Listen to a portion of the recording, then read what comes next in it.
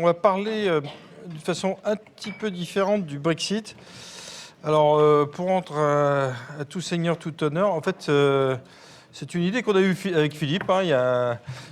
C'était quoi? C'était au mois de septembre dernier. Tu peux prendre ton micro. L'idée, c'était pas de reprendre toute l'explication du Brexit que vous avez déjà, mais c'était d'en trouver peut-être une espèce d'optimisation. Hein. C'est ça, Philippe? Oui, exactement. On a, sur le sujet du Brexit, il y a pas mal de sociétés qui étaient très focusées sur la partie logistique et regarder que les flux sont garantis et sont optimisés. Quand même, ce que nous voyons, c'est que la partie origine est un point qui est assez... qui est souvent... mal abordé ou mal perçu, oui. Oui, exactement. Et c'est ça que je voulais un peu aller un plus en détail, parce que c'est un point qui peut gagner beaucoup d'argent ou d'efficacité là-dessus. Ou stratégiquement, d'ailleurs, avoir des conséquences extrêmement importantes sur les flux, les fournisseurs et l'origine des marchandises. Exactement. Le Made in, dont on parlera peut-être aussi à un moment donné cet après-midi. On va commencer par Clément. Je vous présente Clément Laloul, Custom Manager dans le groupe BBL. Deux mots sur BBL quand même, Clément. Oui, bonjour à toutes et à tous, ravi d'être parmi vous. Donc le groupe BBL, c'est une société de transport. On est actif sur les 4 segments principaux, donc la douane, la logistique, le transport overseas, le transport routier. Voilà, c'est une société qui a été fondée par Cassie Kebaili en 97, qui est toujours l'actuel président du groupe. Et pertinent sur la Grande-Bretagne, pourquoi ? Alors, pertinent sur la Grande-Bretagne, dans le sens où le groupe BBL...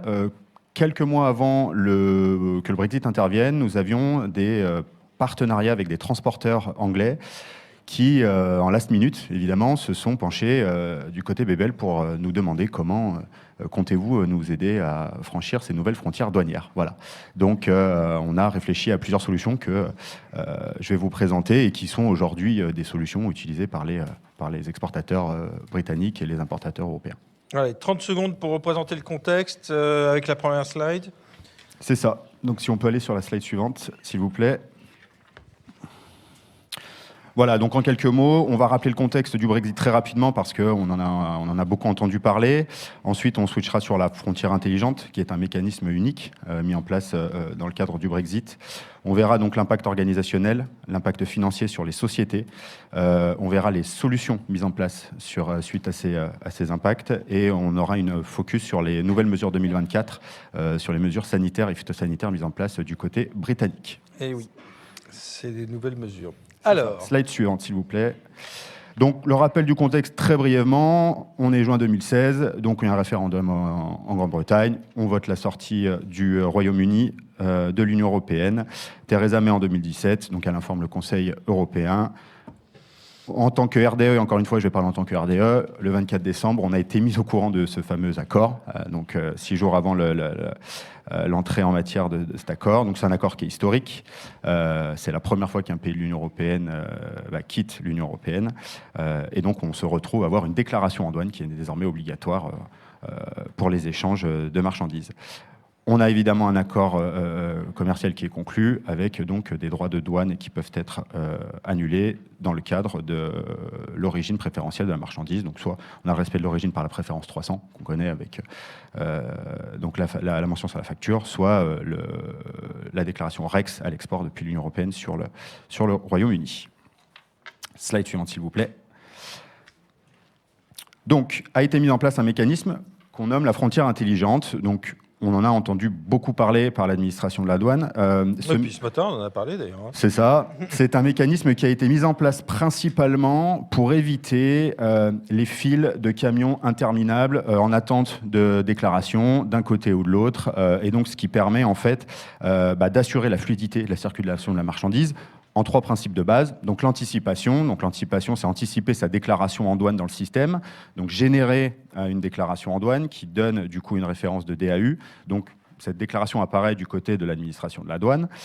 Cette déclaration génère également un code barre. Donc ce code barre est fourni au transporteur qui, au moment de la traversée, donc, va appairer son code barre avec un mécanisme qu'on appelle le SI Brexit, où il y a des caméras qui scannent donc les plaques d'immatriculation des camions et qui vont donc associer le code barre de la déclaration, le même principe avec le T1, et donc il va associer la plaque d'immatriculation avec la déclaration. Et enfin, donc, on termine par l'automatisation du coup de cet appairage qui permettra, donc 24 heures sur 24, 7 jours sur 7, d'avoir des statuts anticipés déclaratifs qui passeront du coup soit en valide pour un contrôle, soit en BAE pour une libération des déclarations. 2 lignes ont été créées à Calais, Dunkerque et les différents terminaux ferry en provenance du UK. Une ligne orange pour les contrôles, une ligne verte pour les camions qui seront destinés à quitter directement le terminal. Parallèlement à cela, évidemment, en cas de groupage, donc le groupage, c'est une foultitude de palettes chargées dans un camion. Pour éviter à un chauffeur de scanner 27 codes barres différents, a été mis en place le principe d'enveloppe logistique. Donc l'enveloppe logistique, c'est un seul code barre unique qui va intégrer 10, 15, 30 DAU directement. Donc le chauffeur n'aura qu'à scanner, à appairer un seul code barre qui théoriquement devrait actionner et valider toutes Ça marche. Voilà. Eh ben, on va le voir juste après. Pardon. C'est ça. Slide suivante, s'il vous plaît. Donc, encore une fois, j'insiste, je prends la parole d'un point de vue d'un RDE, après avoir donc 3 ans de recul sur le Brexit au niveau du groupe BBL, après avoir forcément discuté avec énormément de clients d'un côté ou de l'autre. On a émis ce que nous pensons les points positifs et les points négatifs de cette frontière intelligente aujourd'hui, avec potentiellement les développements qu'il y aurait encore à faire. Donc, sans appel, les points positifs sont donc la fluidité des procédures de dédouanement, ça... Pas de souci. Les déclarations 24 heures sur 24, 7 jours sur 7, c'est-à-dire que vous produisez votre déclaration la journée, le chauffeur peut traverser à 4 heures du matin. S'il est libéré, c'est parfait. Personne n'a besoin de valider quoi que ce soit. On peut anticiper la déclaration jusqu'à 30 jours. C'est-à-dire que je peux lancer une déclaration en anticipé le 1er septembre pour une traversée le 15. Je n'ai pas besoin de monitorer, moi, ma traversée de camion et demander au chauffeur à quel moment il va travailler. La dernière chose, c'est qu'on a des retours de notification d'embarquement qui sont automatiques de la part du SI Brexit, c'est-à-dire qu'on sait quand le chauffeur a traversé, ce qui nous, pour d'éventuels contrôles sanitaires, phytosanitaires ou même des contrôles douaniers, peut nous permettre de prendre de l'avance. Parce que les contrôles sanitaires en France demandent forcément un minimum d'organisation en termes de rendez-vous, en termes de prénotification, etc. En termes de points négatifs, ce qu'on a relevé principalement durant ces 3 dernières années, c'est le temps d'adaptation des chauffeurs et des transporteurs à cette nouvelle procédure. Ça a été très compliqué et ça l'est encore, alors beaucoup moins, mais ça l'est encore. Forcément, on a encore des codes barres qui sont non scannés. Donc un code barre qui n'est non scanné, d'un point de vue douanier, c'est une soustraction de marchandises sous douane. D'accord, donc le chauffeur quitte le terminal, on se rend compte que la marchandise a été livrée, voilà, donc ça pose des problèmes. On se retourne vers la douane en nous disant, en leur expliquant qu'il faut qu'on régularise la situation. On a des mauvais documents qui sont rentrés dans l'enveloppe logistique, parce que les documents anglais ne sont pas rentrés dans l'enveloppe logistique, ce qui fait parfois bugger le mécanisme d'appairage.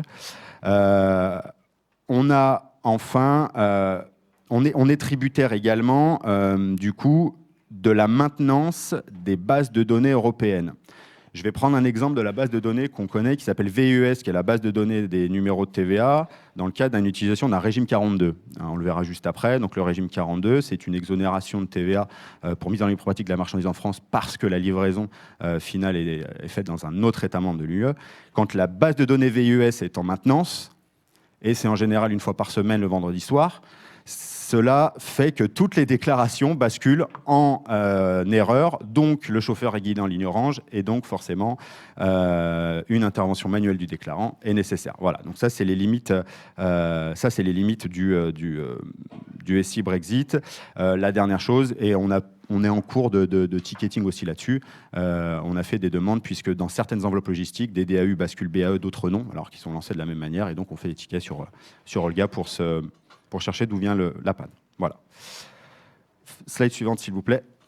Ce qui est intéressant quand même dans l'histoire, c'est qu'on ça préfigure un petit peu un système douanier digitalisé européen hyper performant, puisqu'en fait, c'est à peu près ce qu'il y a de plus performant quand même sur la place aujourd'hui, quoi. Ça va bientôt être ça pour tout. Quelques chiffres en termes de contrôle pour les camions qui sont orientés en ligne orange et donc en ligne verte. Donc, grosso modo, c'est les chiffres cibles annoncés par l'administration des douanes. Donc, il y a grosso modo 9,1% de camions au global orientés en ligne orange pour un contrôle douanier, donc dans le cadre du Brexit. 6,1% sont pour des contrôles documentaires ou physiques et les 2,6% sont pour les contrôles CIVEP, donc sanitaires et phytosanitaires. Slide suivante. Merci. Donc, cela nous amène au constat que l'on a fait concernant l'impact organisationnel sur les entreprises du Brexit. Et je vais vraiment parler de ces entreprises qui n'avaient pas l'habitude des procédures de dédouanement, mais des entreprises qui ne faisaient que de l'intracom finalement, que ce soit d'un côté ou de l'autre, où finalement on se retrouve du jour au lendemain avec des entreprises qui nous contactent en nous disant « je ne sais pas du tout en quoi m'engage le Brexit ». Donc au niveau organisationnel, on a dû faire énormément de pédagogie, on a dû éduquer énormément de clients, encore une fois d'un côté et d'un autre, avec forcément le triptyque qu'on connaît tous, l'espèce, origine, valeur. On a obtenu un très grand nombre d'EORI pour des sociétés anglaises, pour des sociétés européennes, des sociétés françaises, qui ont dû choisir un RDE et qui ont dû surtout choisir leur incoterm de vente pour continuer à faire du business qui n'existait pas quand elles faisaient des échanges intracommunautaires. Cela a amené forcément à refondre les organisations internes, avec la création forcément d'un service transport logistique, ou du moins de former des gens en interne sur la partie transport et logistique, avec forcément d'embauche de personnes ou des frais de formation qu'on verra donc juste après. La première année de Brexit, il y a eu une forte diminution du panel de transporteurs intervenant sur l'axe Royaume-Uni-France. Cela a engendré forcément des coûts supplémentaires sur les prestataires existants, ce qui forcément a eu un impact, on va juste voir après sur un schéma financier énorme. Et puis forcément, procédure douanière mise en place, contrôle phytosanitaire, sanitaire et contrôle douanier qui ralentissent les délais d'acheminement des marchandises. Slide suivante s'il vous plaît. Je vous ai fait un petit schéma finalement après avoir récolté des témoignages de nos clients et pour identifier l'impact financier qu'a eu le Brexit. Voilà, donc ça, c'est tous les retours de clients qu'on a eus et qu'on a compilés sur un seul schéma. Et en fait, la conclusion, finalement, est la même. Alors, on va aller voir très rapidement, mais nos clients ont embauché des référents douane, ont payé des frais de formation et d'audit sur la douane. Il y a eu forcément des augmentations de frais par rapport aux procédures de dédouanement, des droits et taxes pour les marchandises qui sont importées d'une part depuis la Chine jusqu'au Royaume-Uni, puis réexportées depuis le Royaume-Uni jusqu'en Union européenne. Les droits de douane sont payés 2 fois. Le constat est sans appel, augmentation des coûts de revient, donc forcément augmentation des prix de vente. Et donc, on a eu une baisse significative de la compétitivité des entreprises, et notamment, et j'insiste, des entreprises britanniques sur le territoire et le marché européen. Ou des filiales des entreprises françaises. Ou de filiales d'entreprises françaises basées au Royaume-Uni. Slide suivante, s'il vous plaît. Une des solutions qui a été mise en place au réel démarrage du Brexit, mais c'était une solution qui était timide et puis qui a beaucoup évolué et qui est très sollicitée aujourd'hui. C'est finalement, et je vais insister sur l'axe import, donc on parle d'axe import depuis le Royaume-Uni sur une livraison communautaire, c'est l'utilisation de l'incoterm DDP. Il faut se rappeler que la problématique de ces sociétés anglaises a été et reste encore aujourd'hui comment avec le Brexit et les frontières douanières mises en place, je peux continuer à être compétitif sur le marché européen tout en évitant de dire à mes clients européens tu vas supporter des charges de droits et taxes, tu vas supporter la responsabilité de l'importation, tu pourrais être contrôlé possiblement pendant 6 à 10 ans par l'administration des douanes, tu seras responsable de tel certificat ou de telle mise de conformité, etc. Et donc, cette problématique a été relevée par tous et la réponse, en grande majorité, a été l'utilisation de l'incoterm DDP. On parle d'incoterm DDP. Alors, ce que nous, on va appeler, à juste titre ou pas, le vrai DDP, c'est que on va parler de représentation indirecte où l'exportateur britannique agit également en tant qu'importateur dans la déclaration en douane, en case 8, donc c'est-à-dire que le destinataire européen, l'acheteur européen n'apparaît jamais en tant qu'importateur. La responsabilité douanière est portée par le RDE, qui agit du coup en représentation indirecte et qui du coup doit créer de solides bases de confiance et de relations commerciales avec son client anglais. Voilà. Slide suivante, s'il vous plaît. Donc pour l'incoterm DDP qui va être mis en place, forcément, on va avoir des avantages, des points positifs et quelques inconvénients, pour un côté ou pour l'autre. Pour les Britanniques, typiquement, exporter DDP sur l'UE, c'est centraliser tous les coûts sur l'exportateur britannique sans avoir à incomber la responsabilité d'un point de vue financier ou douanier à son client européen. Donc on évite le fameux qui paye quoi et qui est responsable de quoi. On centralise le dédouanement dans un seul pays, c'est-à-dire que quel que soit le pays de livraison, en traversant via Calais, Dunkerque ou d'autres ports, on a le choix soit d'utiliser le régime 40, soit d'utiliser le régime 42. Le régime 40 va demander à l'exportateur britannique d'être enregistré à la TVA en France pour pouvoir déclarer sa TVA en France. Si l'exportateur britannique n'a aucun mouvement financier, aucun acte de vente en France, il peut utiliser simplement le régime 42, qui est déclaration en douane émise en France, en exonération de TVA, comme j'ai dit plus tôt, puisque la marchandise est livrée dans un autre État membre. Donc la déclaration est suivie d'une déclaration d'échange de biens ensuite. Voilà. Et donc le Britannique porte la responsabilité au sens douanier du terme, d'importateur, ce qu'on disait, donc en représentation indirecte. Et donc, ce qui est très rassurant pour tous les clients européens, de dire, finalement, ça ne change rien pour moi, si ce n'est avoir forcément des coûts d'achat de marchandises qui ont augmenté, mais en termes douaniers, ça ne change rien. En revanche, le RDE, en contrepartie, s'expose au risque douanier. Les obligations fiscales sont assez lourdes en cas de DDP. L'exportateur britannique doit s'enregistrer à la TVA, comme je l'ai dit, s'il y a du régime 40. Et le process de régime 42 est très lourd en termes documentaires, puisqu'on doit récupérer les CMR tamponnés et une deuxième preuve de livraison pour justifier la livraison en dehors du territoire français et de justifier donc la livraison hors taxe. La limite de champ d'action, c'est forcément l'émission de DSCE, donc les fameux SHED, les COI, les AEMG et IMG, les rapports de test, où on ne peut pas faire porter un exportateur britannique la responsabilité de ces documents. Donc ça reste la société destinataire d'un point de vue financier qui reste responsable de ce point de vue-là. Slide suivante, s'il vous plaît. D'un point de vue... Alors il doit manquer des... Voilà. Donc du côté européen, donc à l'inverse, c'est un confort et une fluidité d'importer sous l'incoterm DDP.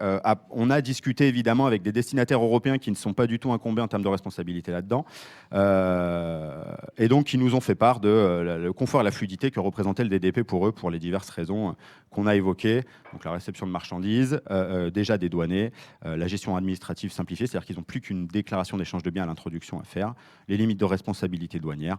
La seule problématique pour ces sociétés, c'est le gros manque de visibilité sur les délais d'acheminement et sur les éventuelles preuves de dédouanement, puisqu'on a encore des sociétés, des pays européens qui demandent les certificats de dédouanement pour des marchandises importées du UK, même si ces formalités ont été faites en France pour le nom d'un Anglais.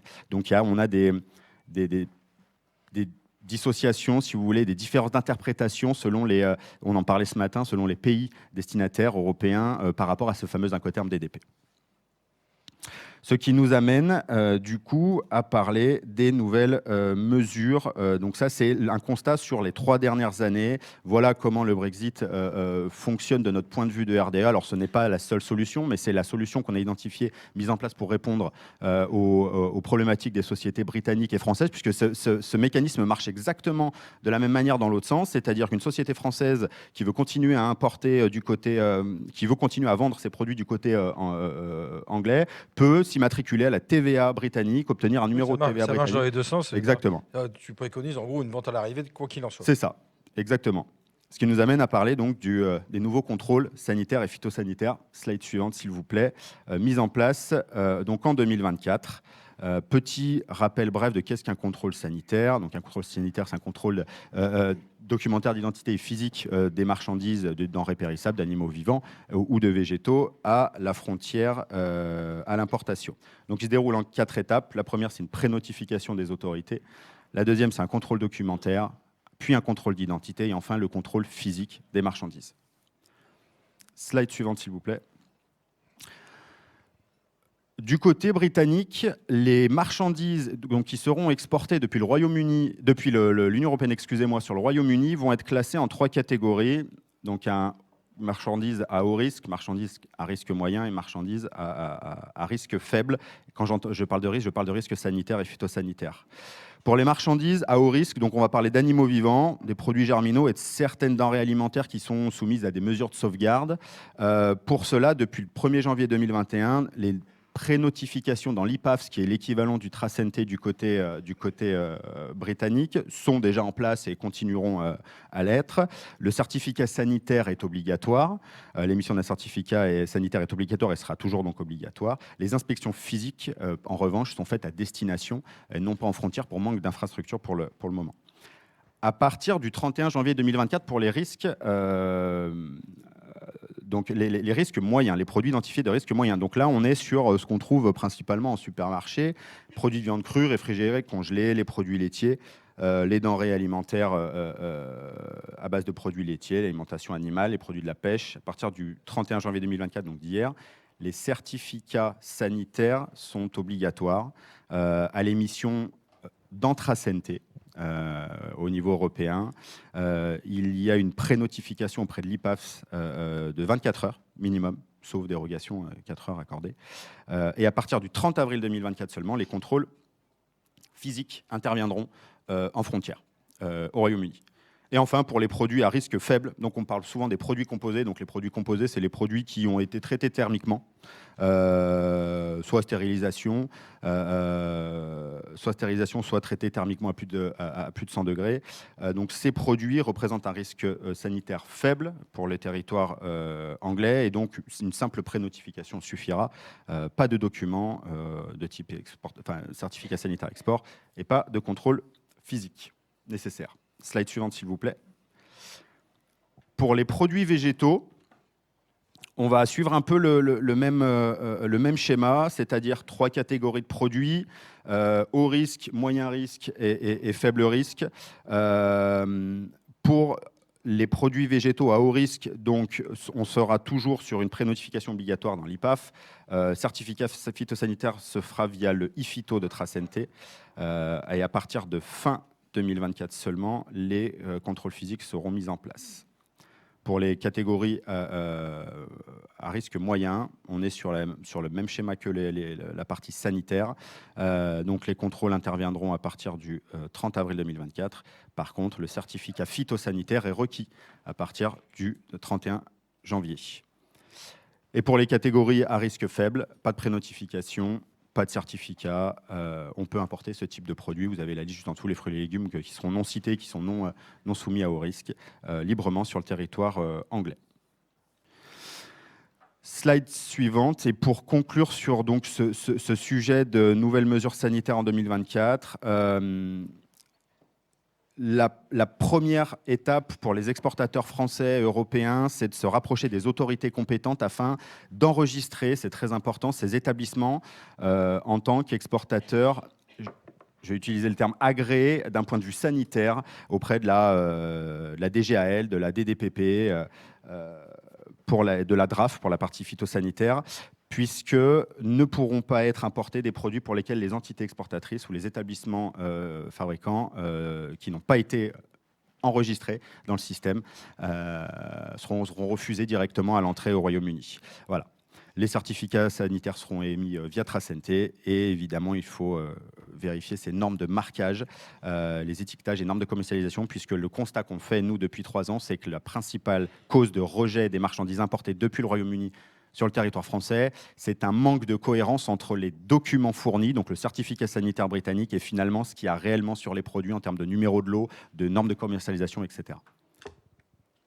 Bon, pas si facile. Hein. Pas si facile. Pas si facile. Et il y a plus de douaniers maintenant en Grande-Bretagne ou... Non, il n'y en a pas plus. Et c'est d'ailleurs une des principales raisons pour lesquelles les contrôles physiques sont repoussés. C'est qu'il manque d'infrastructures et il manque encore cruellement de staff de ce côté-là. Dixit, nos filiales anglaises.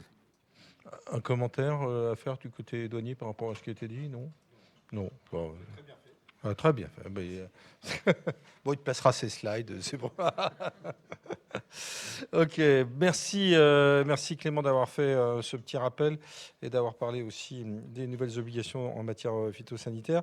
Ce que je voulais maintenant, c'est qu'on reparte avec l'idée de base qu'on avait aussi avec Philippe, qui était de savoir des conséquences de tout ça, notamment dans le cadre des accords de libre-échange qui ne sont pas efficients, puisque maintenant ils ont été dénoncés, hein, c'est ça, entre la Grande-Bretagne ne faisant plus partie de l'Union européenne, les accords anciens dont bénéficiait la Grande-Bretagne sont obsolètes. C'est ça? C'est-à-dire, il y a beaucoup d'accords que la Grande-Bretagne a repris. Ce sont les Continuation Agreements. Quand même, il y a l'accord entre l'Europe et la Grande-Bretagne.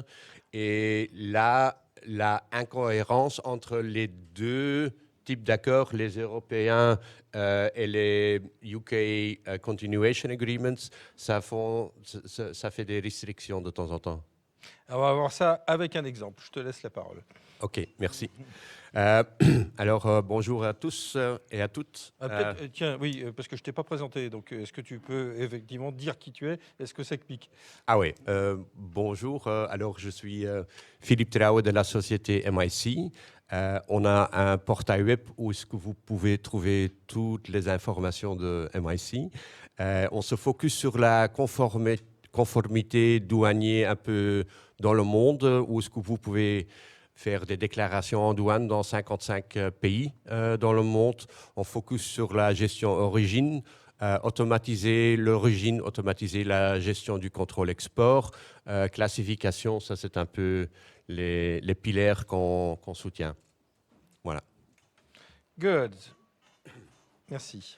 Alors aujourd'hui, je veux vous amener un peu sur la partie de l'accord du Brexit, le TCA ou le ACC, dépendant où ce que vous êtes. Le slide suivant, s'il vous plaît. Alors on focus sur les 5 principaux qui sont les changements potentiels entre les tarifs douaniers en Europe et en Angleterre. La qualification des tarifs préférentiels, les exigences en matière de documentation, la certification de l'origine et la cumulation, qui est un point important. Le slide suivant.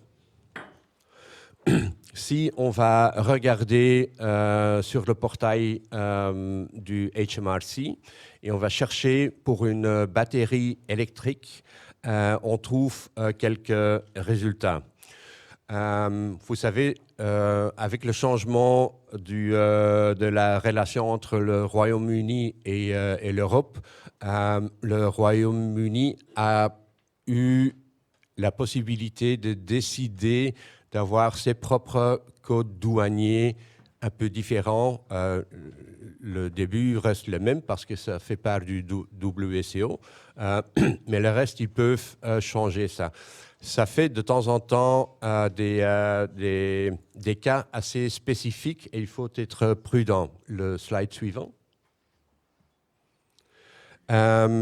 Si vous basculez du portail HMRC vers le portail de l'Irlande du Nord et vous cherchez la même batterie, vous trouvez une code supplémentaire. Et là, vous voyez en bas, j'ai pris 2 exemples. Celui du portail de HMRC et l'autre du portail du Nord d'Irlande.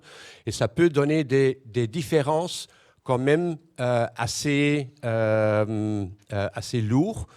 Et il faut être prudent quand vous classifiez vos marchandises pour être sûr que votre classification que vous avez en Europe, en France ou n'importe dans quel pays, que sera assurée pour l'importation aussi dans le pays de destination.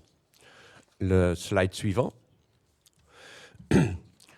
La qualification pour les tarifs préférentiels. Les règles d'origine préférentielle déterminent si un produit est éligible, oui ou non, d'un tarif préférentiel. Pour naviguer sur les règles, c'est assez difficile, spécifiquement aussi au niveau du sourcing, si vous allez sourcer des matériaux ou en Royaume-Uni ou en Europe, ça peut donner quand même assez des différences. Le slide suivant. J'ai pris ici de nouveau la batterie et les cellules des batteries. Sur le TCA ou le ACC, il y a prévu que il y a des différentes phases et la valeur max des produits non originaires va diminuer dépendant la période du TCA. On a une période maintenant qui est terminée ou qui devrait être terminée fin de cette année où le pourcentage des produits non originaires pour les batteries était de 70%. On dit 70 ou 70? Merci, les deux. OK. Ouf. Était diminué de 70% jusqu'à 40%, jusqu'à 2026 et après 30%. Je pense en décembre, ils ont poussé cette partie pour deux raisons. La première raison était le message d'avoir parce que toutes les batteries électroniques aujourd'hui, ou presque tous, viennent de la Chine, où ils ont un contenu, la plupart qui vient de la Chine, qui aura un impact énormément des milliards d'euros de droits de douane parce qu'ils n'acceptent pas le préférentiel.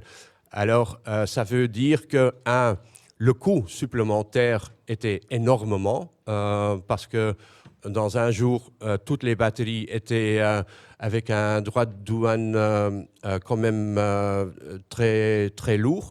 Deuxièmement, ça veut dire aussi que sur les voitures avec un moteur normal, combustion, il n'y avait pas de droit. Et sur les voitures électroniques, il y avait des droits supplémentaires de, je ne sais pas, 10% ou quelque chose. Alors le message était un peu difficile à dire. Je pense que c'est repoussé maintenant jusqu'à 2026 ou 2027. Slide suivant. Oui. Le cumul. Il reste trois principaux types de cumul. C'est le intégral, diagonal et bilatéral. Là, avec les négociations sur le Brexit, le Royaume-Uni avait demandé à l'Europe d'avoir un cumul bilatéral. L'Europe a refusé parce que tous les accords européens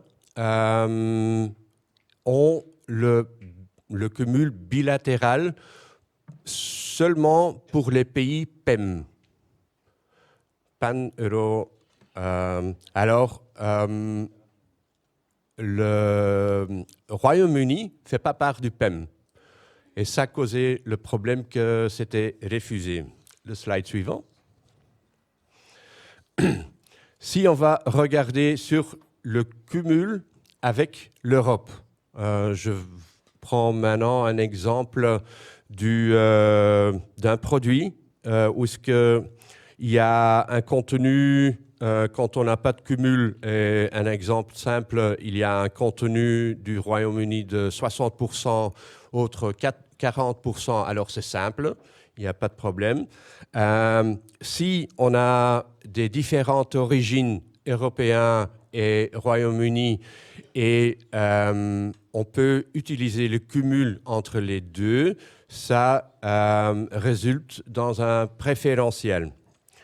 Ça devient plus compliqué quand vous avez le contenu qui n'est pas assez. Là, il y a encore des accords. Si les accords Angleterre et les accords européens, les deux autorise l'utilisation du cumul, vous pouvez utiliser cette cumulation.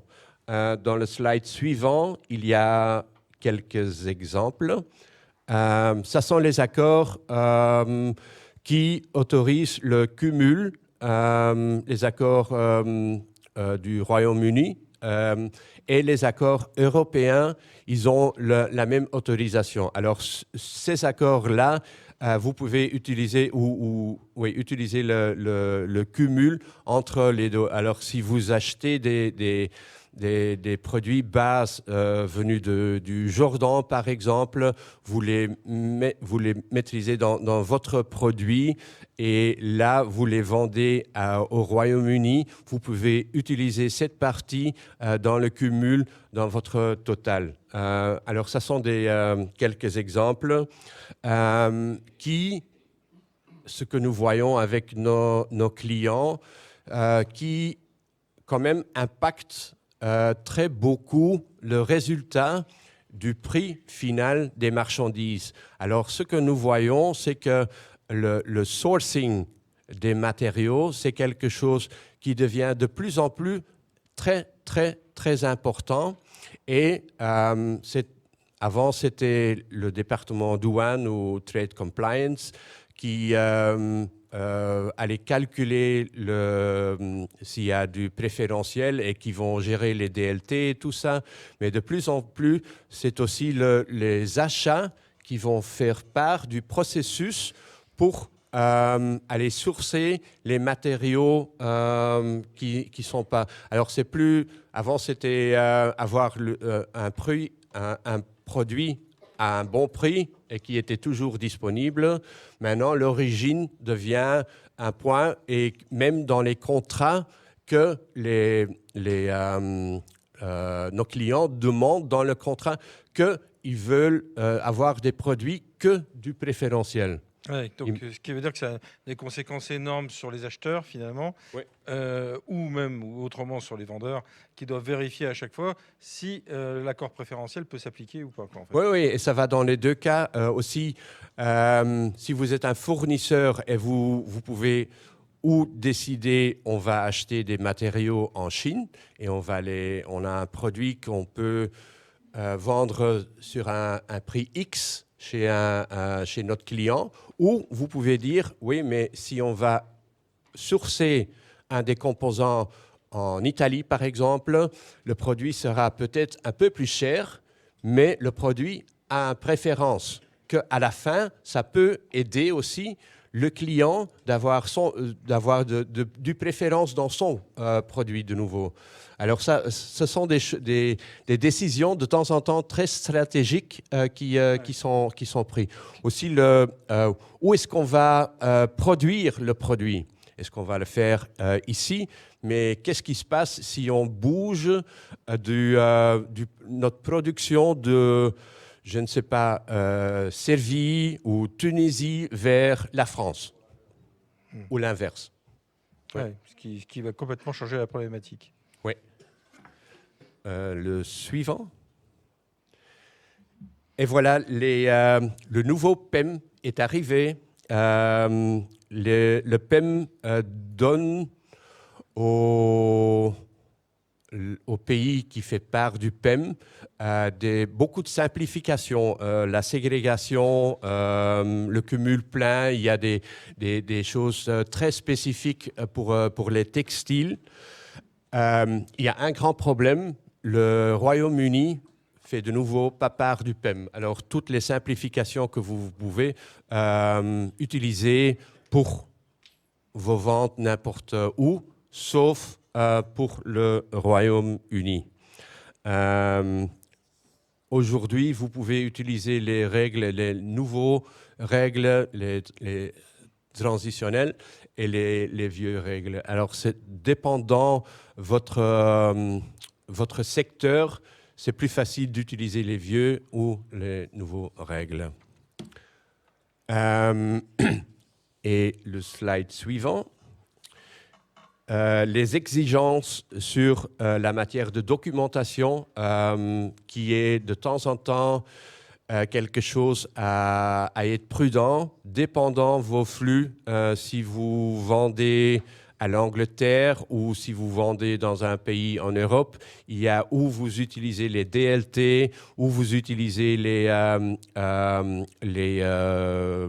factures qui, avec la preuve d'origine, l'attestation de l'origine, dépendant quel accord libre il faut mettre des infos supplémentaires, oui ou non, ça c'est quelque chose à valider. Voilà. Merci. Est-ce que vous, dans la salle, est-ce que vous avez complètement résolu vos problèmes suite au Brexit ou est-ce qu'il y a encore des interrogations? Est-ce que vous avez, j'allais dire, encore des process en cours? Tchouk, tchouk, tchouk. Bon, ça paraît clair. Ça paraît clair. Bon, ça monte en tout cas, et alors, ça nous fait, j'allais dire, une très bonne transition avant de faire la pause déjeuner, avec les accords commerciaux dont on va parler cet après-midi, puisque quelque part, là, on rentre typiquement dans des accords commerciaux qu'on a entre pays, et Yann nous en parlera, ainsi que Delphine, ainsi que Romuald et Maëva tout à l'heure. Et donc, ça permettra de faire une introduction tout à fait adéquate de ce qu'on va parler, de ce qu'on va évoquer cet après-midi. Merci à tous les deux. Merci de votre...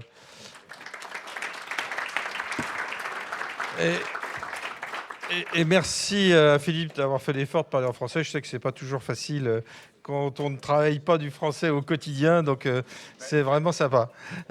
J'avais une question. Si on dit au niveau, avec les slides suivants, au suivant, c'est ça? Au suivant. Au suivant. C'est pas une chanson de Jacques Brel?